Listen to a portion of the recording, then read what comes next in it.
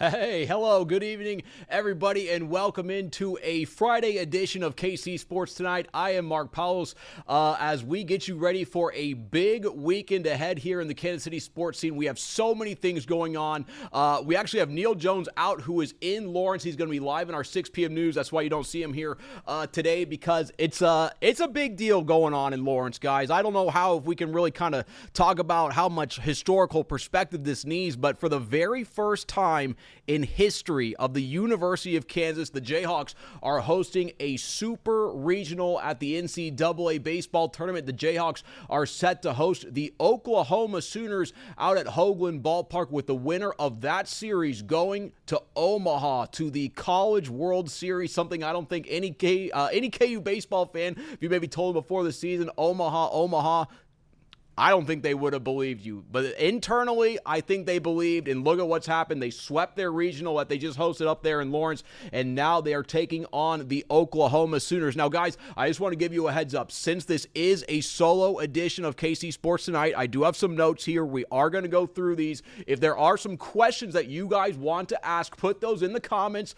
I'm going to do my best. We're going to talk. We're going to be going on. We're going live. But, hey, if you guys have any questions you guys want to ask, put those there in the comments, and we will get that up there for you guys to talk to. Oh, we got one comment here. He says he's never going to watch KCTV5 again. Well, sir, I hope you have a better weekend than that. You know, hey, buddy, to each your own. Hey, watch us here on KCTV5 because we have a lot to go on.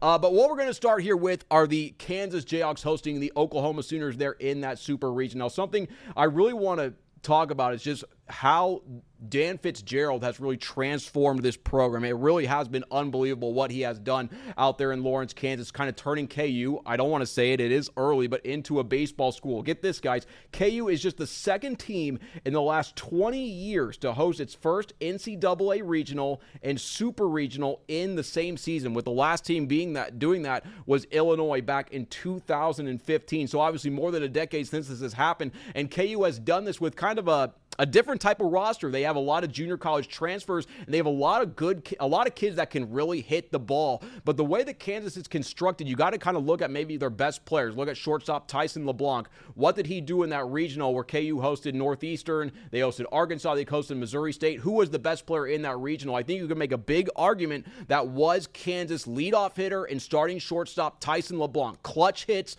big home runs, and he made big plays when it mattered. I think about that first game there against Arkansas. There was the moment there in that game where the Jayhawks needed a really big hit. Tyson LeBlanc came through, helped the Jayhawks win. That's what you're going to need here as you're trying to go to hopefully the College World Series as you host your very first super regional. Now, another great player on that team is the catcher Augie Mungarieta. I think he's a guy that in many ways you could say he is the emotional heartbeat of that team. He's another guy that has come up huge here in the postseason. But this is also a KU team that has really rounded into form as the year has gone on. This is a team, KU, last year, a good season. They went to the NCAA postseason. They got to the NCAA tournament. Dan Fitzgerald had begun to put his mark on the program. So entering 2026, a lot of expectations on this group. People wanted to see maybe if KU could take the next step.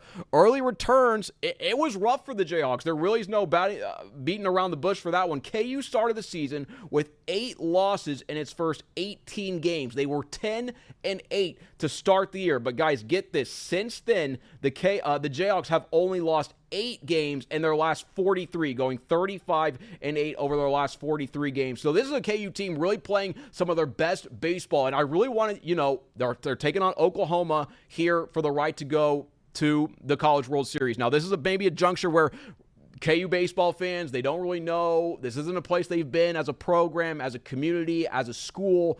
This is uncharted territory. You hear Oklahoma, now they play in the SEC. You might think they're a pretty good program because they played in the South. That's good for baseball. Typically a good baseball program. Get this, guys. The Oklahoma Sooners this year, 36-22, and what I really want to put an emphasis on, the Oklahoma Sooners went 14-16 in SEC play. This is not a team that dominated the SEC. This is not a team that won their conference. This is a team that finished below 500 in conference play, which I think is a huge benefit for KU. Think about this, guys.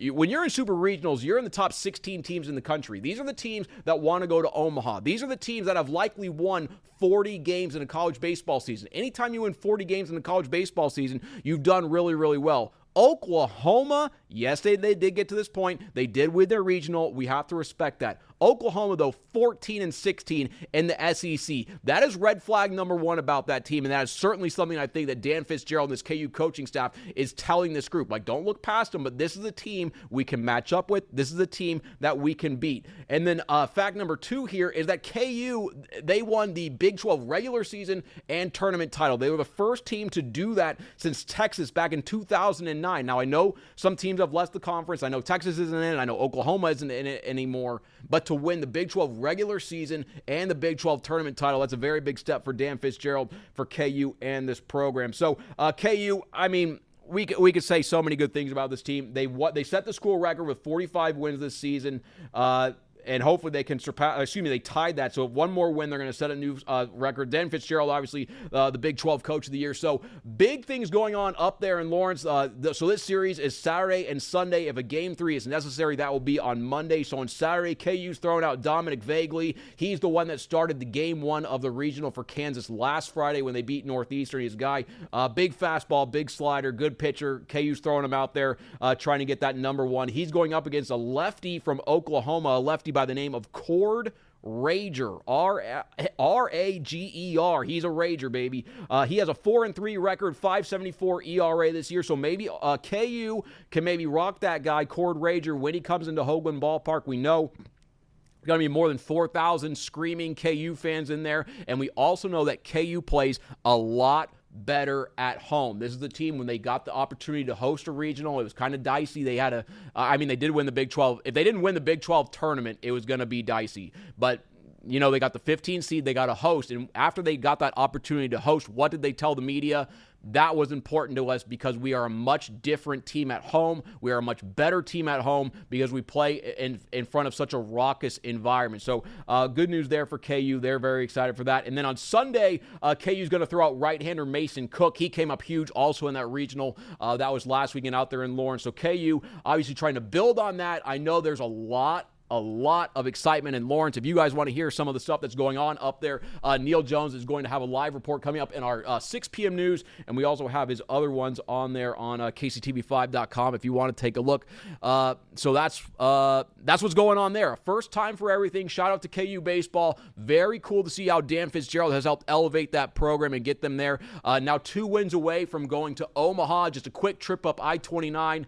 Not very far, so I imagine if KU, we don't want to get too far ahead of ourselves, guys.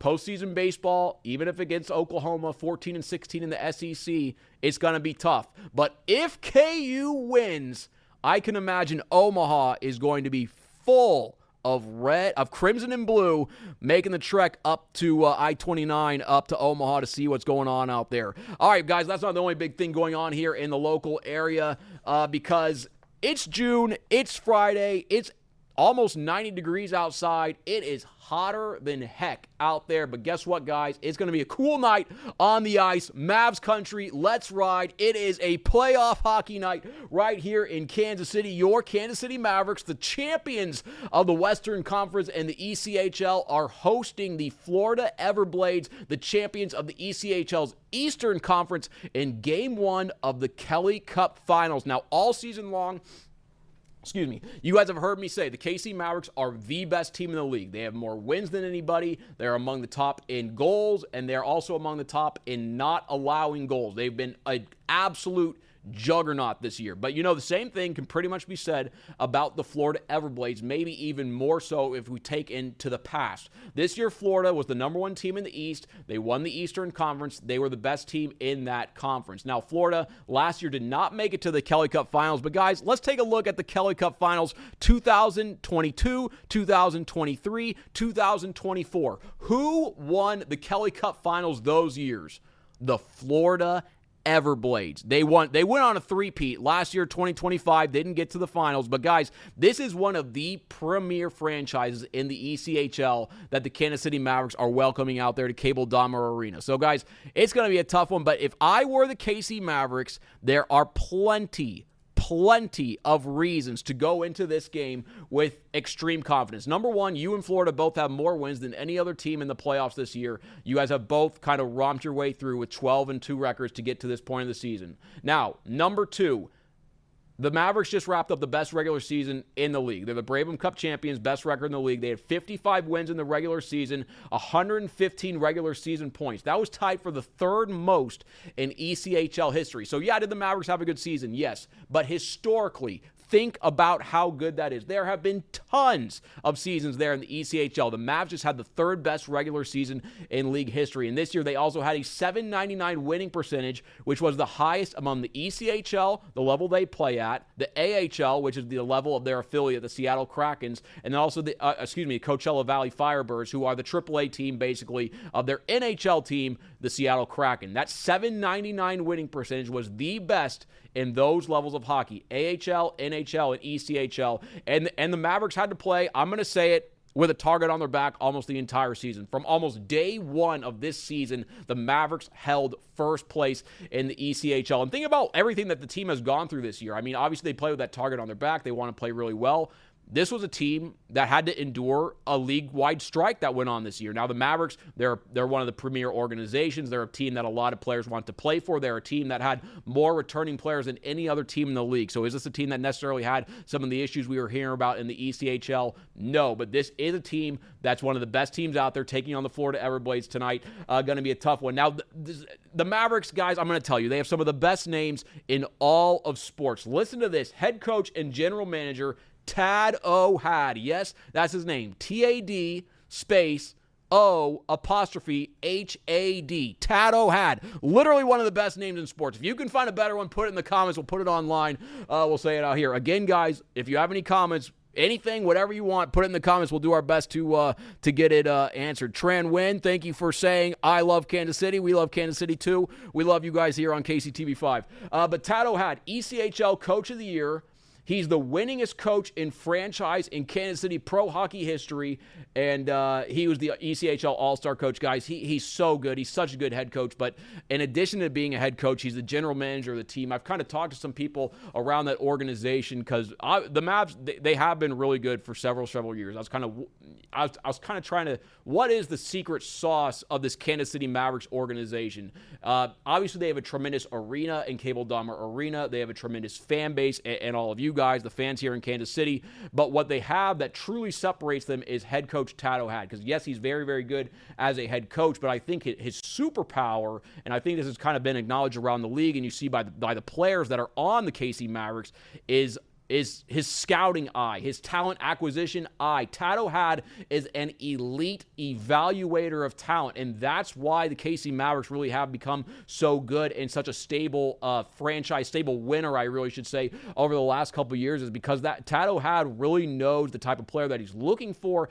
and he's also very good at identifying which players are a little bit better than other ones. So you think about maybe some of these teams, they have a really good first line, they have a really good second line. The Mavericks can roll out 3-4 really, really good lines of guys, and that's kind of where them and Florida separate. That's why they're playing in the Kelly Cup Finals, because the KC Mavericks, they just have more better players than everybody. You think of maybe some of these other teams, they have one good goalie. Well, right now the Mavericks have two. They have Dylan Wells, they have Jack LaFontaine. Jack LaFontaine has played in big games. This is a guy that was a starting goalie for the University of Minnesota. That's a guy who's dealt with a lot of pressure before. You think they care about college hockey up in Minnesota? They live and die. They breathe that stuff. Jack LaFontaine is used to playing with pressure.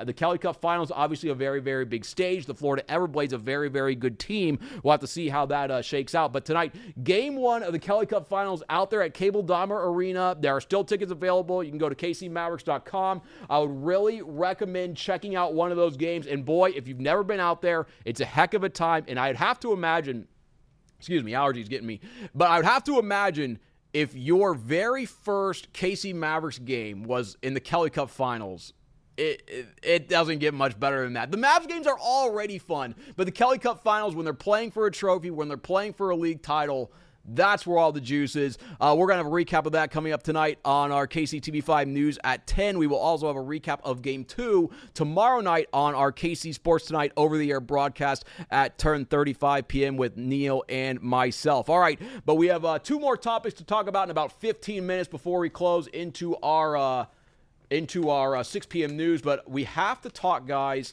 I think about what a lot of you guys maybe kind of put them on the back burner because they went on such a bad stretch there for the entire month of May. But we have got to talk about these Kansas City Royals because last night we had one of the coolest stories that's happened with the Royals in quite some time. Certainly there are some good ones that we hear about over the years, like Salvi playing wiffle ball with those kids. But this is one that happened on the baseball field solely with athletes. So the Royals last night, odd game in Minnesota. There's rain, there's weather. Seth Lugo's on the mound. He's kind of getting shelled. He's not having his best stuff. The Royals are kind of clawing back. Michael Massey hits a home run.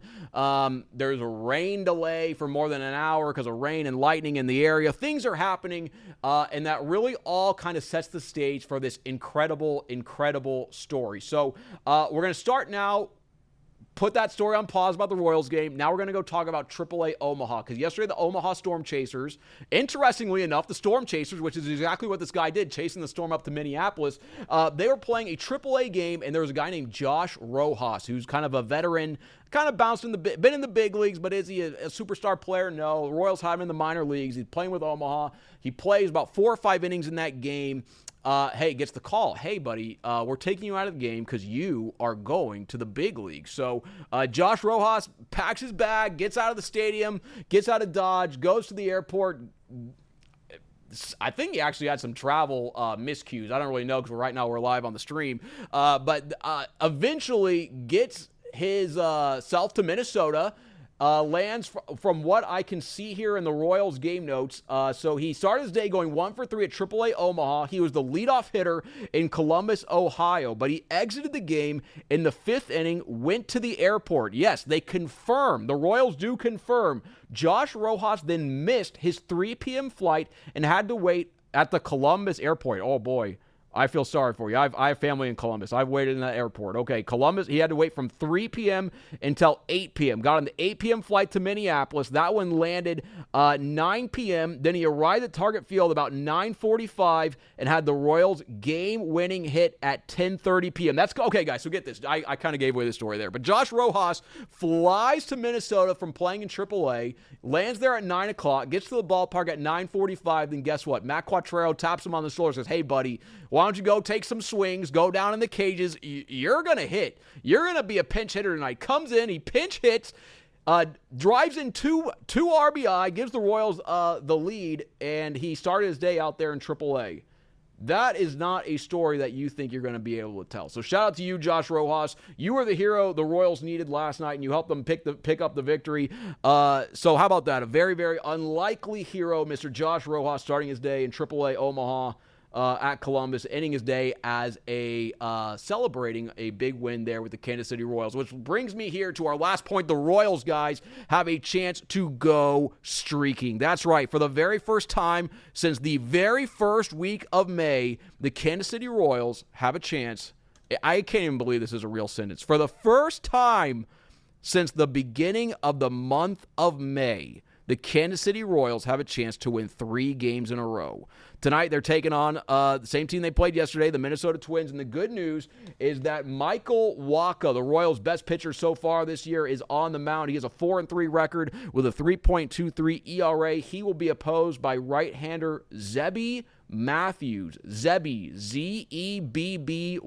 Zebby Matthews from the Minnesota Twins. He has a 1-3 record to go with a 4.63 ERA. But the Royals, I don't even know what to say. 25-38 this year. Right now, they have a 10-21 record. Last time I checked, the Royals had the worst road record in all of Major League Baseball. We're going to do a quick check on this one here.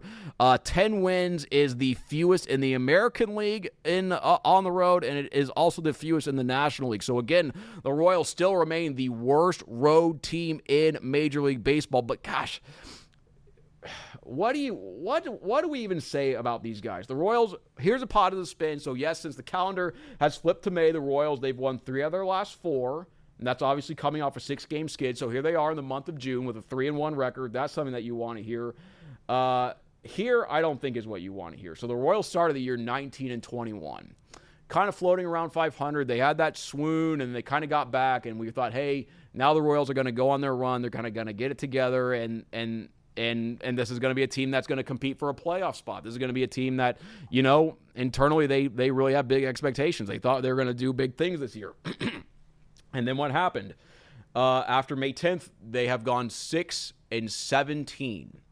And that is simply not going to get that done. And now 7 of those last 16 losses, and this is a stat that will really just rip your heart out, especially if you're a player on the team, if you're watching the team like a lot of us here, the Royals, 7 of their last 16 losses, or 44% of them, have been by 1 run. Now, I don't want to be negative. We've seen 2 wins in a row. That's very, very good news. So hopefully the Royals can get started on a good win streak, their first one since the month of May, and hopefully that happens tonight with Michael Wacha on the mound because he has been so good for Kansas City this year.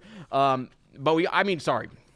I can't believe I didn't get this point out. This is what I want to talk about. The Royals, we all know Michael Wacha's been good. We know, Stephen Kolek, how good has this guy been for the Royals? He's been really good. Seth Lugo has had some good starts, although last night was a little bit rougher. The Royals, though, they lead the American League with 32 quality starts. 32 quality starts. So let's see, how many games have the Royals have played so far this year? They are 25-38, which by my count, doing math here live on the stream, that's 63 games. And in those 63 games, they have 32 quality starts. So that's more than half the games they're getting quality starts, more than 50% of the time, and the Royals have 25 wins. I don't know if you could find a team in baseball that has had that many quality starts and has as few wins as the Royals. The Royals right now, they're 17-15 when they have a quality start, and 8-23 when they don't. Obviously, you guys know the stats.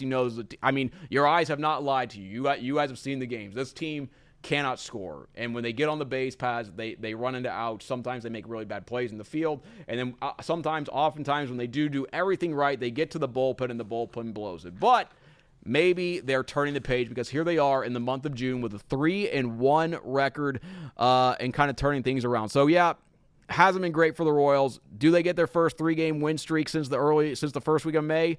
That's the big question. That's what we're going to see tonight. But the good news, if they are, is going to be with Michael Wacha on the mound. And again, he's been their best pitcher so far this year.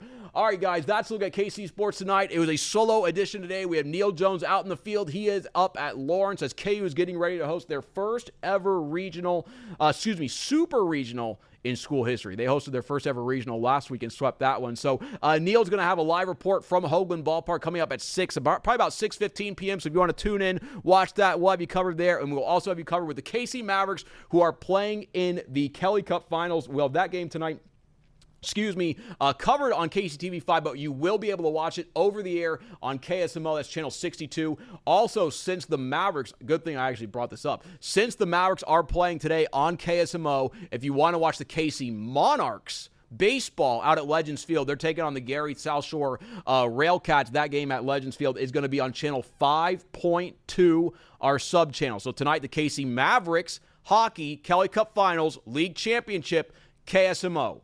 KC Monarchs Baseball Independent League Legends Field, that's on channel 5.2.